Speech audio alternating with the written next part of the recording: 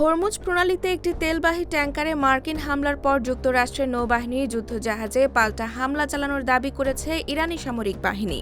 এই পাল্টাপাল্টি হামলার ঘটনায় ওয়াশিংটন ও তেহরানের মধ্যকার ভঙ্গুর যুদ্ধবিরতি চরম উত্তেজনার মুখে পড়েছে। বৃহস্পতিবার মার্কিন বাহিনী তাদের একটি তেলবাহী ট্যাংকারে প্রথম হামলা চালিয়ে যুদ্ধবিরতি লঙ্ঘন করেছে বলে জানিয়েছে তেহরান। জবাবে আইআরজিসি নৌবাহিনী মার্কিন যুদ্ধজাহাজে লক্ষ্য করে ব্যাপক ক্ষেপণাস্ত্র ও ড্রোন হামলা চালায়। তবে মার্কিন সেন্ট্রাল কমান্ড দাবি করেছে তারা সফলভাবে এই হামলা প্রতিহত করে ইরানের সামরিক স্থাপনায় পাল্টা আঘাত হেনেছে।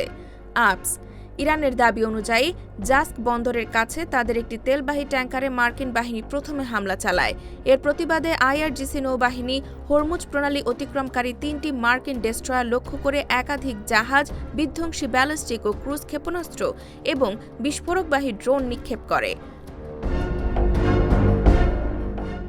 মার্কিন সেন্ট্রাল কমান্ড জানিয়েছে তারা ইরানের এই হামলা সফলভাবে প্রতিহত করেছে এবং তাদের কোনো যুদ্ধজাহাজের ক্ষতি হয়নি।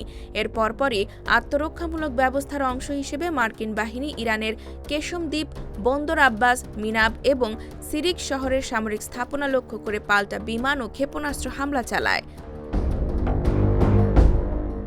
ট্রাম্প জানিয়েছেন যুক্তরাষ্ট্র উত্তেজনা বাড়াতে চায় না, তবে নিজেদের বাহিনীকে রক্ষায় সর্বোচ্চ শক্তি প্রয়োগ করবে।